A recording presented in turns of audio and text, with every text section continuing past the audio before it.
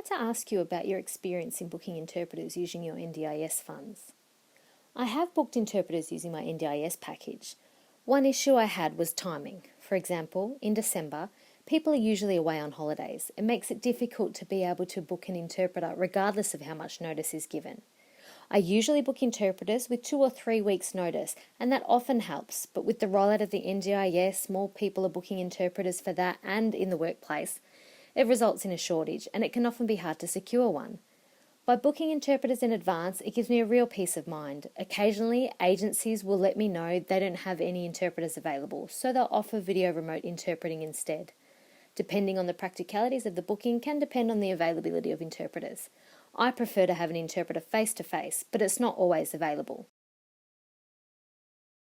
Do you book interpreters at short notice yourself? No, I book interpreters in advance too. But just on that, what's your process for booking interpreters? Well, most of the time I book interpreters online or via SMS to an agency that provides interpreting services, and I'll give them more information about the booking.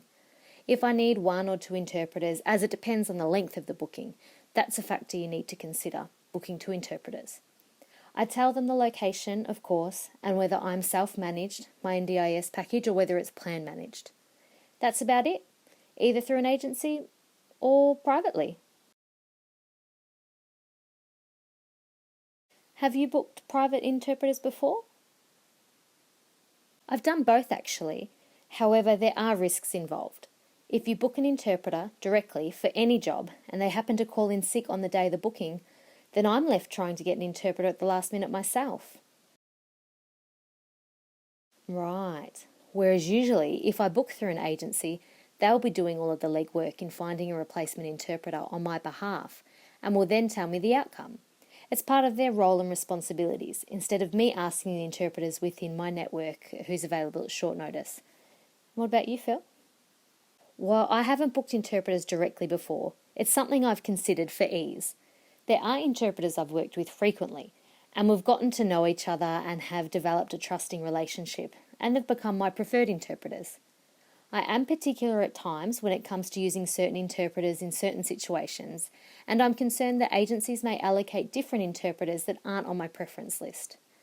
By booking privately, I can contact these interpreters directly myself, but like what you said earlier, I don't have the energy to collect all their phone numbers, message them one by one, and wait for a reply on their availability. So I'm unsure if booking privately would actually work for me. I have recently started self-managing my NDIS plan as of late last year, and I have periodically booked interpreters since. Once it becomes more common for me, I think I will then have the discussions with interpreters about the potential of direct work. Until then, I'm quite happy to go through the agencies and have them manage procuring interpreters on my behalf. Yeah, I agree. I haven't booked a lot of interpreters privately. It really depends on the occasion. Not all that long ago, I was watching an interpreter work and I really liked the way that they interpreted. So I asked them if they worked privately, but they didn't. Some interpreters work exclusively via agencies, and I think that's because they don't have an ABN. I'm not really sure though. Am I right in saying that the NDIS won't pay for interpreters in the workplace? Yeah, you're right, Kate. There is a separate funding available for the workplace known as EAF. That stands for the Employment Assistance Fund. Right. The EAF is government funding that can be used for deaf employees who require interpreters in the workplace. Like the NDIS, the funding is annual. There is $6,000 allocated for interpreting costs. It's worth noting, however, the EAF isn't only for deaf people.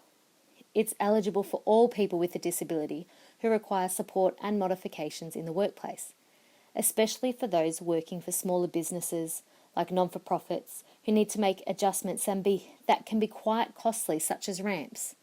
The EAF can cover such accessibility adjustments as well as other modifications like a mirror at the desk for deaf staff to be able to see behind them as they work, or visual alerts like a flashing alarm. Likewise, deaf people who work with colleagues who don't know how to sign can have Auslan taught in the workplace, and deaf awareness training can also be paid for using EAF, making the communication more accessible at work. This is all in addition to the $6,000 interpreting amount. And on that, it is capped. At my work, I use interpreters quite frequently. meaning the funds can be used up well within the 12 months it's allocated. Can you get extra interpreter funding? No, unfortunately, they're quite firm on the amount.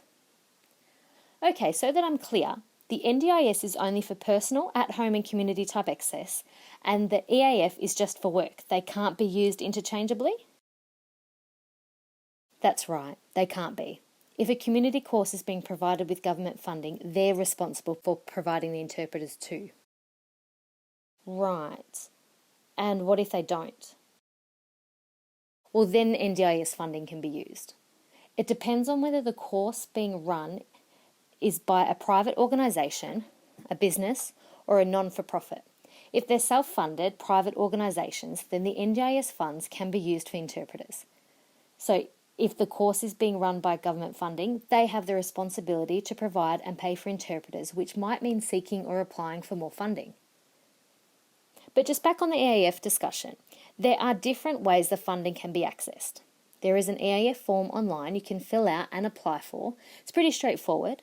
Or if you have a human resources department, you can go to them, tell them what your needs are, and they can get in contact with those who manage the EAF, who will then in turn send an OT to assess the workplace and discuss your individual needs.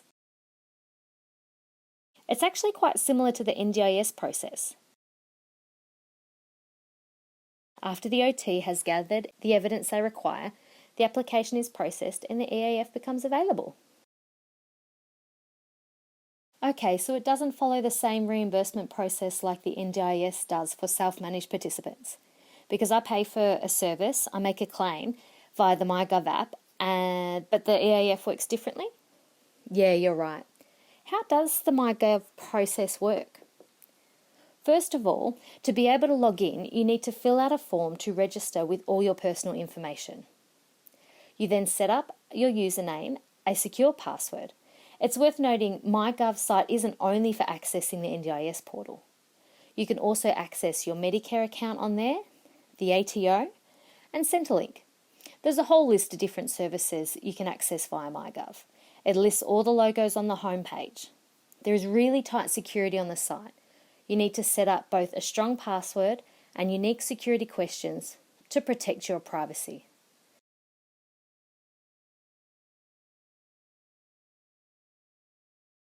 Now, once you've paid your interpreter, you then make a claim by entering the secure portal, putting in information like the date, the amount you've paid for the interpreting service, then you scan and upload the receipt and invoice.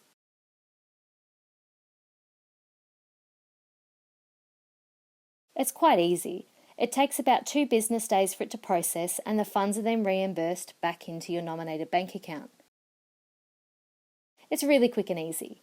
I've never had any delays, lost paperwork or any problems in doing it that way. Everything's right there on the portal. Yeah, right.